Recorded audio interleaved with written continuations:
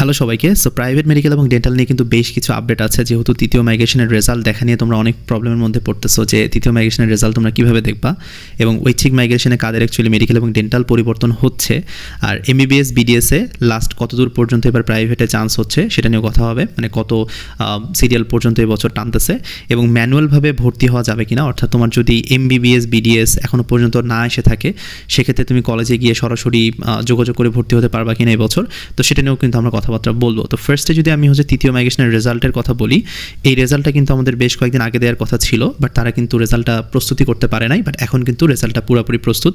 তো এই যে কোনো সময়ই আসলে আজকে তোমার রেজাল্টটা প্রকাশ করার কথা রয়েছে, বাট যখনই রেজাল্ট প্রকাশিত হোক আমরা আমাদের যে টেলিগ্রাম যে গ্রুপ আছে এবং যে হোয়াটসঅ্যাপ গ্রুপ আছে সেখানে কিন্তু দিয়ে দেবো। সো তুমি ওখান থেকে পিডিএফটা একটু দেখতে পারো, যেহেতু পিডিএফটাই আমরা এখানে প্রোভাইড করি। সো সবাই এখানে আসলে দেখতে পারবা যে কাদের নতুন করে চান্স হলো বা কাদের পরিবর্তন হলো রেজাল্ট।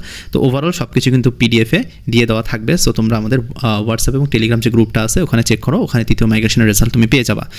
এছাড়াও যদি আমি আসি যে যাদের ঐচ্ছিক মাইগ্রেশনে মেডিকেল এবং ডেন্টাল দেওয়া ছিল, অর্থাৎ তুমি চেঞ্জ করতে চাচ্ছ, তো সেক্ষেত্রে কাদের চেঞ্জ হলো, এবার যেহেতু মাঝারি মানের যারা অ্যাপ্লাই করছে তো এদের আসলে চান্সটা বেশি। এখানে কিন্তু 4 থেকে 5% মতো অ্যাকচুয়ালি চেঞ্জ হয়েছে, এর বেশি কিন্তু আসলে হয় নাই।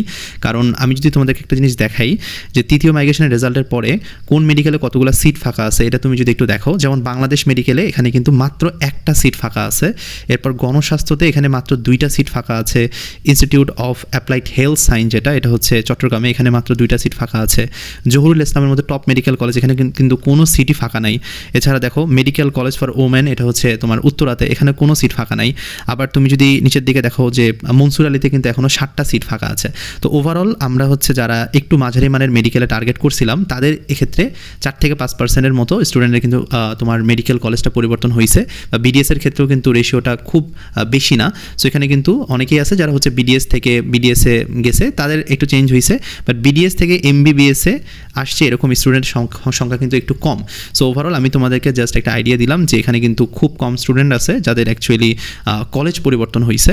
সো তোমার যদি কলেজ পরিবর্তন না হয় সেক্ষেত্রে ডিসঅ্যাপয়েন্টেড হওয়ার কিছু নাই, কিন্তু ওভারঅল আমি সব কিছুর পিডিএফ দিয়ে দিব। সো পিডিএফটা দেখলে তুমি ক্লিয়ার হতে পারবা যে তোমার অ্যাকচুয়ালি চেঞ্জ হয়েছে কি হয় নাই।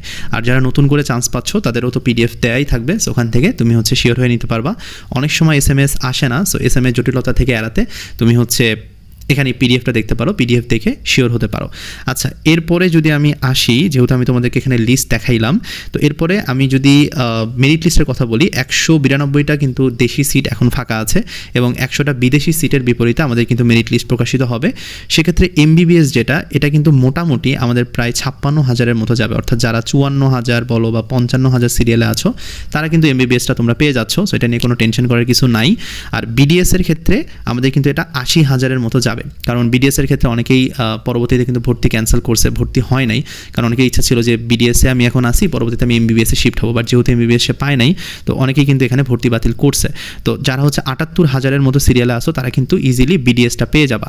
আর ওরিয়েন্টেশনের পরেও কিন্তু এবছর ভর্তি কার্যক্রম চলবে, যেহেতু ওরিয়েন্টেশনের ডেট অলরেডি দিয়ে দিছে এবং ভর্তি কার্যক্রম এখনও পর্যন্ত লাস্ট পর্যায়েও চলতেছে। সো ওভারঅল তোমাদের কিন্তু ওরিয়েন্টেশনের পরেও অনেক জায়গাতে ভর্তি কার্যক্রম চালানোর কথা বলা হয়েছে এবং এই লিস্টের পরে কিন্তু আর কোনো লিস্ট দেওয়া হবে না।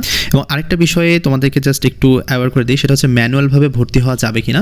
সো এটা অ্যাকচুয়ালি স্ক্যাম হওয়ার সম্ভাবনা এখন সব থেকে বেশি, কারণ তোমাদের যদি এখন এই যে মেরিট লিস্ট দিয়ে দেয়, ধরো 192টা দেশি সিট এবং 100টা বিদেশি সিটের বিপরীতে তারা যদি একটা 500 জনের মেরিট লিস্টও দিয়ে দেয়, তো সেখান থেকেই কিন্তু তারা ভর্তি কার্যক্রম আসলে শুরু করবে বা ভর্তি নিতে থাকবে। সো এখানে কিন্তু আলাদা করে তোমার যদি স্ট্রং কোনো লবি না থাকে, সেক্ষেত্রে কাউকে তুমি যদি টাকা পয়সা দাও, কোনো ব্রোকারকে বা দালালকে যদি তুমি টাকা পয়সা দাও, সেক্ষেত্রে তোমার কিন্তু স্ক্যাম হওয়ার চান্স অনেক বেশি থাকবে। টাকার থেকেও বড় কথা তোমার কিন্তু এখানে কেরিয়ারটা অনেক বড় ঝুঁকির মধ্যে পড়বে, কারণ লাইসেন্স জটিলতা থাকে, তুমি প্রফ দিতে পারবা না, তুমি দেখা গেছে যে পরবর্তীতে এই প্রবলেমগুলো ফেস করতে থাকবা। হ্যাঁ, ওভারঅল তোমাকে বারবার টাকা চাওয়া হবে, তোমার থেকে ব্ল্যাকমেল করা হবে।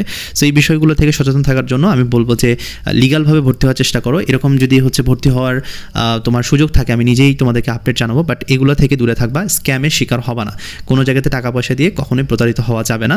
আর ম্যানুয়ালভাবে ভর্তির ক্ষেত্রে কিন্তু আমি যেটা বললাম তোমাদেরকে, স্ট্রং স্ট্রং লবি ছাড়া কিন্তু আসলে সম্ভব না, কারণ এখানে অনেকগুলা হচ্ছে পারমিশনের ব্যাপার থাকে। সো এগুলো থেকে একটু সতর্ক থাকবা, কারণ অনেকেই কিন্তু স্ক্যামের শিকারগুলো হয়। সো ওভারঅল আমি হচ্ছে তোমাদেরকে আপডেটগুলো জানাতে থাকবো। আর সব কিছুই হচ্ছে আমাদের যে টেলিগ্রাম যে গ্রুপ আছে এবং আমাদের যে হোয়াটসঅ্যাপ গ্রুপ আছে, তো সেখানেও তোমরা পেয়ে যাবা। সো সব কিছুর লিঙ্ক আমি ভিডিও ডেসক্রিপশন বক্স এবং কমেন্ট বক্সে দিয়ে রাখবো, ওখান থেকে দেখে আসতে পারো। দেখা হচ্ছে নতুন ভিডিওতে। ধন্যবাদ সবাইকে।